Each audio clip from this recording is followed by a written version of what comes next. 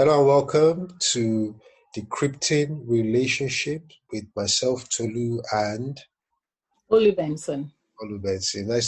Always nice to be back on Yes, it is. It's this always tour. exciting to be back. It is excellent, excellent. Um, Quick disclaimer before we go forward. Well, like we normally say, we're not Yes, qualified professionals, nor are we certified in any matters of the heart. We are two individuals who just have a passion for seeing very successful relationships now. And we just felt with our years of experience, but considering all the good, the bad, and the uglies, we could share a few things. And from practical life experiences, we hope that we're able to help, educate, and bless people out there. That's what we're about. and that is our passion. We want people to have healthy, successful, meaningful relationships, and sharing our own little experiences is just our own little contribution. Hopefully, prayerfully, it will go a long way to help someone listening. Fantastic. And so we usually say this at the end of the recording, but please, share this recording if you find it very useful, find it, valuable, and with the insights. Share. You never know who we could bless. It could really turn somebody's life around. Yeah, please share, spread the word on all your social media platforms, and do your bit to help others. Absolutely. So today we're talking about supporting and believing in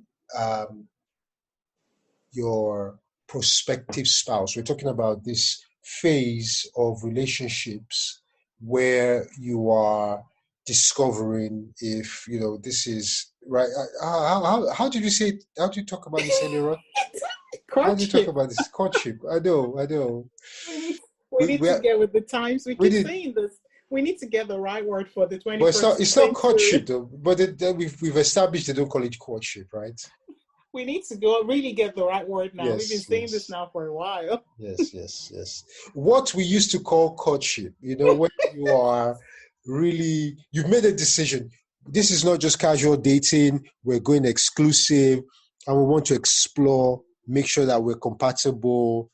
And, I really like you, really like me. And, we're going to make it, make a go of this. So today we're going to really discuss how we can show support and belief in each other. Yes? Yes. You said something quite interesting about support. If I say support and I believe in you, it's not words alone cannot cut it. No, they're not word how would I put it now? They're action things. They're not like you just putting out a statement out there and just thinking it's all good as long as I say it. Your actions actually will speak louder in the way you show your support towards your spouse and the way you actually reassure them by letting them know you believe in them. So the idea is for us to just break those down as we continue to talk, and hopefully it will educate and enlighten people. Absolutely. And I think just before we started this recording, you and I also discussed about the importance of this particular topic today, because in the times that we're in, where there's a lot of fake news and trust is such a very scarce commodity these days, it's important to show this level of support and belief in one another, because it's almost like, listen, the world is cold out there, but me and you, we're going to keep each other warm, isn't it? Something like that. Warm metaphorically, right? Do you know what I mean, right? Brother T, I know what you mean. You know what I mean. Fantastic. So let's talk about some scenarios about how do you truly demonstrate that you believe and you support someone. I think my take on those two will be that you could tell somebody, I believe in you, I support your decisions or whatever it is you're aspiring to do. And coincidentally, we will be releasing, I think we have talked about aspirations and your spouse's ambitions and whatnot, and how you should show some interest. So it's one thing for me to say I support what you're saying. It's another thing for my actions to actually back those words up. And I cited an instance when we're kind of deliberating on this topic. So you're at this beautiful discovery stage, and one of you, as part of your aspirations, mentions that, oh, I'm looking to start a business of my own, maybe 5-6 years down the line. And you say, oh, okay, that sounds like a good idea. I believe in you. Okay, no problem. I just leave it there. There's no coming back to it, maybe a day or two later to say, oh, that idea, is there what do you really need to get there? What, is there anything that we can start looking into? Can I help you look into something? Can we investigate this? The internet has a wealth of information that, you could sit there and just Google or do whatever you want to do on any topic, any business venture, anything, and come up with simple ideas. So if you're not looking to start breaking that idea down with the person, I start to wonder, is either you don't think you should support that idea, or you don't even think they have what it takes to make that dream come true. And that is why you're just telling them, okay, that sounds like a good idea. It's different to what can I do to help? What do you need to do to get there? Let's discuss this. Let's break it down. And like you, Tolu, I'll steal from your wealth of knowledge. You're a very strategic person. You always have your quadrants where things fall into. And, people have, get this person to sit down to say, okay, for the capital, do you have an idea for, resources? Do you have an idea what you need? In terms of you actually being knowledgeable, do you need to do some training? Do you need to do some courses? Yeah, so that's the kind of things I'm talking about, that they're really action things as opposed to words. No, that sounds pretty amazing, because like I said, the world can be very cold. People, you don't share your aspirations with just anyone these days, because they will dash it. They'll pour cold water on it, So when people are in this discovery phase of their relationship, I think it's essential, to make it, like you say, make it practical, isn't it? Make it real, not just lip service, but very real, isn't it? Yeah. Yeah. So what would you think would be a good, maybe another scenario that, because I've spoken from my perspective and my experience in terms of the kind starting of a business. Yeah. Starting a business. Now, before I give you my own scenario, I have a scenario. So I want us to flip the coin a little bit on this support. So there's a support of, I believe in your dream to, aspirations to be a business owner, and I'm going to help you with the training and make sure you're on track. What happens when the person who has the vision to be a business person, perhaps is not showing the discipline of what a business person, the kind of discipline a business person must have? You understand? Because there's some people, let me give you an example. So I was watching a program on TV. So this guy, he lives at home with his parents. He wants to be a music producer, right? And so he sits in his room like most of the time, mixing music, and he's dating this girl. Well, not dating, they're now kind of like exploring and taking it, hard exclusive and everything. And so she comes up and she's like, dude, you need to do more than just sit down and mix music. She was using, her fingers to do like speech marks and saying, this work needs to expand. I believe in your dream, but you know what? We're not moving forward. You sit and you mix music, and we're not seeing anything. So I'm really thinking, so what's the threshold of support? And how does then the support play in this kind of scenario? I've never been in that situation. It's a difficult one. But it's a real one. From what you said, there has to be some form of sensibility too exhibited, because you have some people who can dream for the world. They have every dream possible, forgetting that achieving or attaining your dreams takes a lot of hard work. It does. So you, as the same person, for lack of a better word, the more grounded person, you need to kind of encourage them. But it's also about being sensitive too, and also knowing the person you're dealing with. Yeah. Because you don't want to, in the process of trying to get them to be practical, because at that stage, you've got bills to pay, you've got things to do. So if you're just sitting in your room mixing whatever it is you're mixing, that isn't going to put food on your table. So whilst you're mixing, I'm sure you can carve out time, even if it's just to get a part-time job. But it's in your presentation so that they don't feel like, oh, well, you know, she talks to me somehow, and that's my dream. And also from my experience, I realized that some people tend to hide behind this notion of I am pursuing my dreams because they're too lazy to get out and work. Okay. So I like you just need to know the mindset of the person you're dealing with to see if you need to kick their backside real hard, or you need to be gentle because they're genuinely pursuing something that's, you know, that looks authentic. But yeah, so it's a balance. Don't support like a dogged person, like wherever it goes, I go. Fantastic. So, and what I'm hearing that, you know, even in the process of giving them a push, a little nudge, a kick up the backside, whatever, you know, the message must still be very clear. Look, I'm supporting you. I believe in your dreams, but I need to push you a little bit, right? So that is also part of being supportive and believing. But sometimes it comes with tough love, doesn't it? Oh yeah. Very good. So this support we're talking Bible about. says, open rebuke is better than secret love. Sometimes you need to rebuke openly for them to realize that because you care. Because if you don't care, they know you could step on by and go on to the next relationship and just leave them in their dump. So if you're making that effort to actually encourage them to do better and actually maximize whatever it is that they are facing, the situation that they're in, and make sure it's working for them. It's because it takes a lot of energy to actually get into people's business and start than for you to just be nonchalant. So, yeah. Right. So you asked me for a scenario, didn't you, about support? I had one earlier on, but which we discussed about maybe someone, you know, two people in this exclusive phase, one losing their job. But something else came to my mind. So I'll leave that one for now. Let me tell you this quick scenario.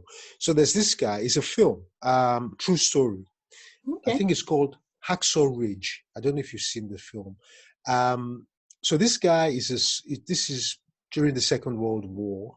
Might have been the First World War, whatever. So anyway, he has been conscripted into the army, this young man, right?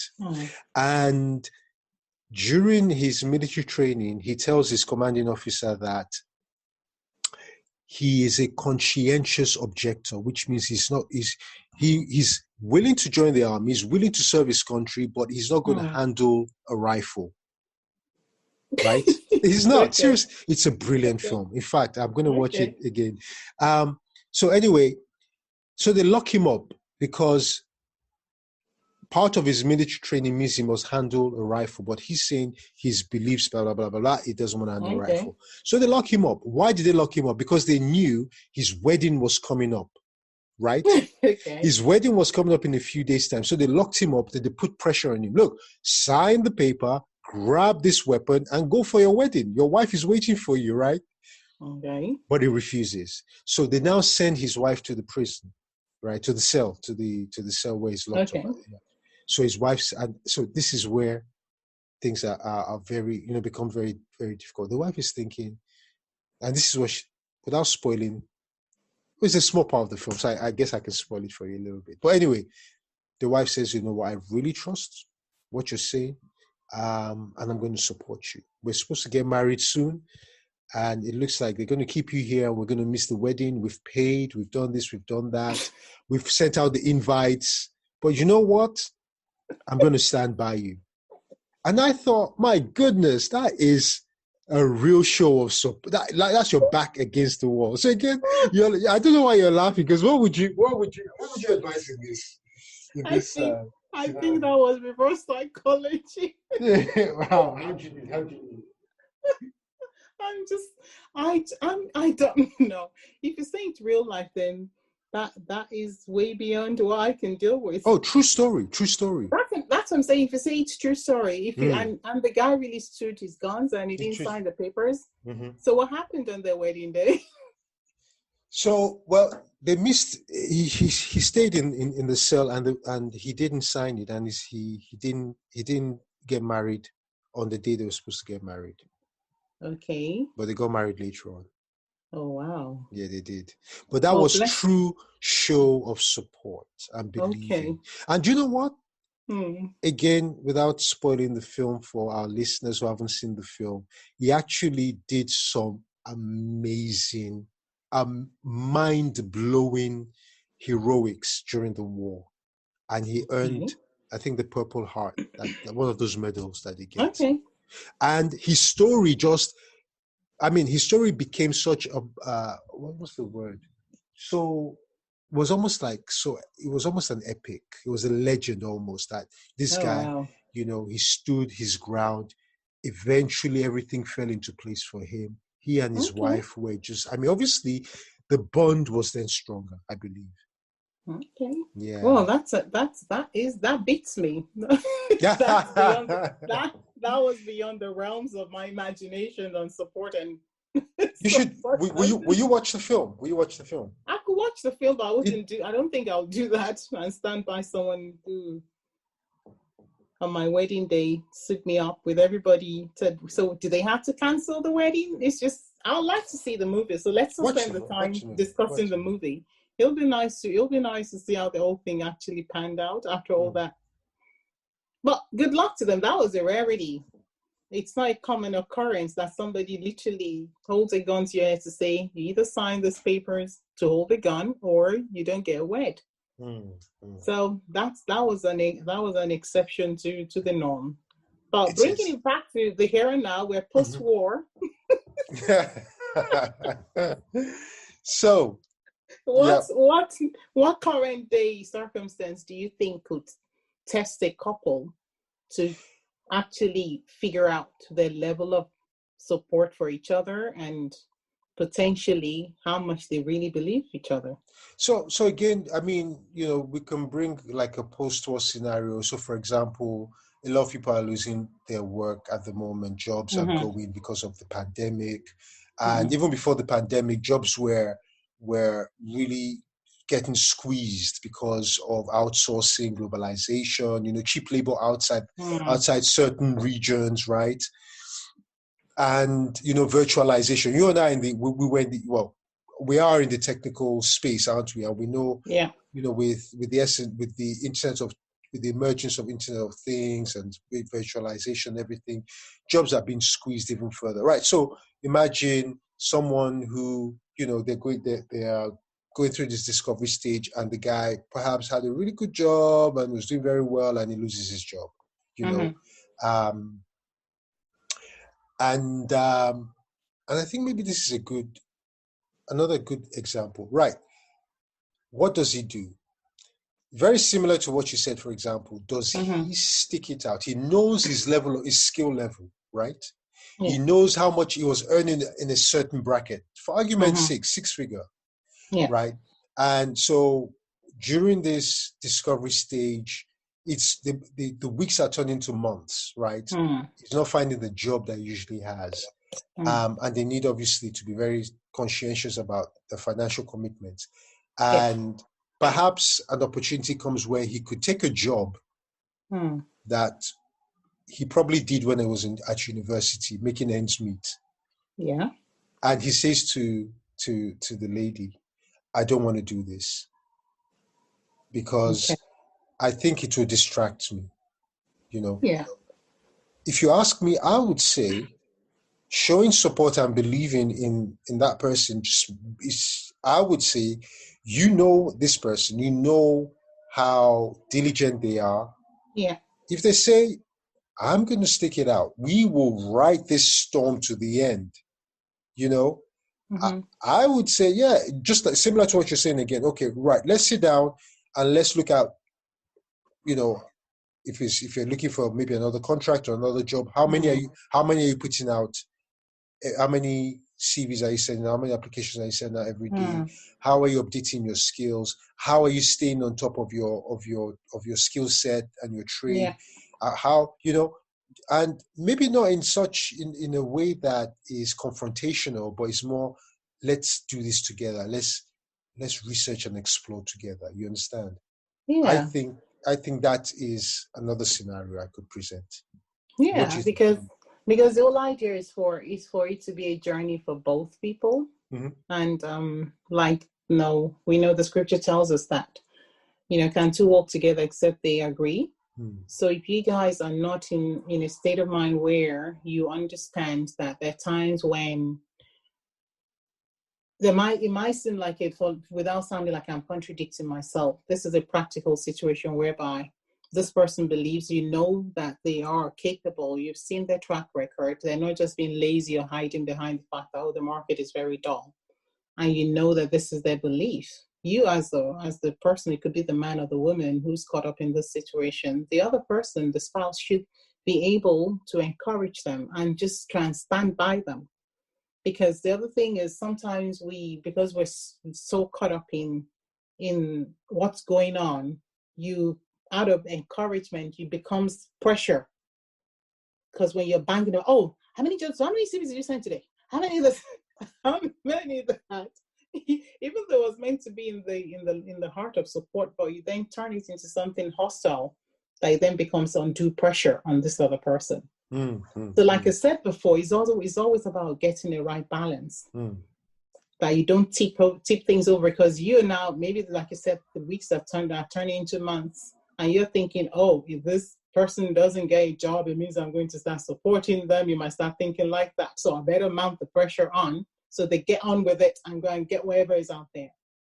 But you don't want somebody who also gets a job and they're very unhappy with. You know how the career thing goes. If you get distracted and go, when the right opportunity comes, sometimes you're stuck in a job that you didn't really want because you got because you were forced to, and then this opportunity comes, your notice period doesn't meet their requirements, and then you lose out on the job that you've been waiting for. So it's also about knowing who you're dealing with and just being open to support their reasoning. Sit down with them, reason through whatever their decisions are with them. So, if you think let's see how things go. Pray for them and just be there, but don't become an irritant that every conversation, how many CVs have you sent today? How many jobs have you sent today? How many whatever have you sought today? That it's not like, oh dear, can we talk about something else? So yeah, it's all about balance. Very good. So that is support and believing as best as we can do. It's very important, like we said earlier on in the conversation. I think it gives you a sense of partnership, isn't it? That you're in partnership with someone. You're not alone. They believe in you. They trust in you. You can confide in each other. You understand? Yeah. You have each other's backs. I think it's a very critical point.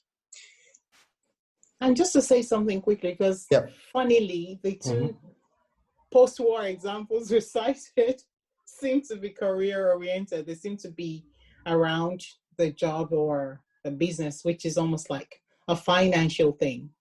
I want to put it out there that it's not just about finance, because as it happens, both examples that we gave seem to be around someone starting a business, someone losing their job, so they seem to be finance focused. The idea behind supporting each other is really a holistic thing. They have their values. You supporting your partner is really saying, I accept the essence of who you are. So it's not about money. It's in their day-to-day attitude, their day-to-day lives. It's in their utterances. It's in everything that they are. Because when you support who they are, their person, then you're literally affirming the fact that I respect you, I love you. Because some of these words are said so cheaply now that sometimes when someone says I love you, you really look and say, really? But someone might not be so good with their words to say I love you, but they are all in. They've got your back. Anything you want to do, they're there for you. Any suggestions you make, they're researching, they're going into it with you. But they probably struggle to actually say I love you. I think she doesn't tell me if she loves me. And I'm thinking, really, you better look at the facts. Because you have this person who's telling you, my but they say I love you, because the way people say I love you these days, I'm like, you meet someone 2 days, oh, I love you. I'm looking at my children and they're talking to their friends who they just met on the Instagram, or oh, I love you, everything is kiss, kiss, everything. I'm like, okay. So don't be carried away by some of those words. Just check the heart. It's all about the heart, the actions. Those unspoken words that are very deep. And they actually are exhibited through their behavior towards you, their actions towards you. They're gentle towards you. They're respectful of you. And those are the key things that we want you to look out for. Fantastic. So we have about 5 minutes of our time. And in that 5 minutes, perhaps maybe you could touch, because you said it's not only financial, it's not only about, the money side of things. Can you just maybe mention 2 or 3 other areas that we could show support and belief? Yeah, in the emotional, emotional support. Mm-hmm. Health-wise, if they're struggling with any aspect of their health, be there to encourage them, be there to make them feel good about themselves. Don't let them feel less of a person because they have, health issues. What else could it be? They have hobbies, that things that they just enjoy doing. I'm married to a guy who could watch football all day, and I do not like football. That's just me just being polite by saying like I test football. I've been married to him now. This is our 27th year. But I sit with him and, we go through it. I go through the motion. He's yelling when his team scores. I'm thinking, what was that? I really? Well, 27 years, because I think this is him. This is him chilling. So I need to be there. I don't have to comment on the fact that I don't even know any names on any of the teams where he's telling you this is. It makes him joyous when his team scores. So yeah, you sit with him. He can do that all weekend. And and I just sit there. I don't knock him back. Say, oh, you're always watching football when your mates are. No. It's not for me to say that, because I do my own thing too. That he just looks at you. Okay, that's really doing that thing. And that is what I'm talking about in terms of supporting each other. It's not just money. It's their hobbies. It's who they are. It's their likes, their dislikes, their whatever, their health, Well, I can categorically say that my wife is not always supportive when I'm watching football. So I will send her your way. But no, I say that in jest. Make sure you've done all the chores before you get down to watch football. Absolutely. I say that in jest because she does. I mean, she knows, my favorite team. She usually asks, how are they doing these days? Where are they on the table? So even if she is not really showing the kind of level of support, she does ask, how are they doing these days? I only tease my husband with this team because I'm like, I always like, aren't they losing again? Yeah, there we go. So we're out of time. Yeah. I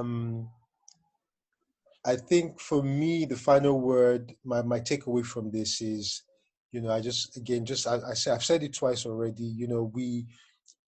The world is getting difficult. There's a lot of pressure on groups and individuals, and so what we want to do is we want to insulate ourselves by believing in one another, especially when we're in this stage of discovery. Believe, trust, study one another, support one another, show it not just by speaking, but in the actions that we do, in the way we support one another. Yeah. So that's my big takeaway. I think I second that. On the same page as you, and for fear of being repetitive, I just want to reemphasize that support is not about money. Not believing in somebody just about when there's a likelihood that they'll make money from something. Yeah, it's about accepting the essence of who they are and just affirming the fact that you're on that journey together with them. That's what it's about. Yeah, we are in this together, and you're my dire bride. however you want to put it. If I hope I got that right before my daughters tell me off. Ride or die. Ride or die before they tell me off again. So yeah, so that's really because it's a journey. Marriage is a journey eventually that you're going to embark on.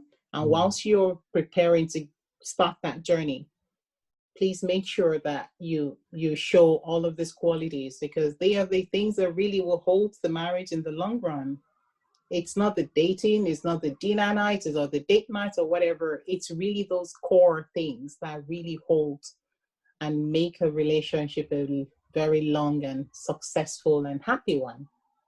Yeah. So we hope we've been able to drop a few nuggets. Like Tolu will always say, he loves the word nuggets. So yeah, so I hope those nuggets are going to know I've been able to bless one or two people. So yeah, that's me for today. Excellent. Always a pleasure being on this chat with you. So guys, remember, please share, subscribe if you are watching on a platform where there's a subscription function, and please leave comments, give us some feedback. We would love to hear from you. That would be great. Yes, absolutely. Please. That would be very, very useful. We'll keep it anonymous unless you state otherwise. And until the next time, please remain safe, remain healthy, and take care of yourself. We are wishing you all the very best. Yes, from me it's goodbye, and from Olu, arrivederci. Bye for now. Adios. Bye. Bye-bye.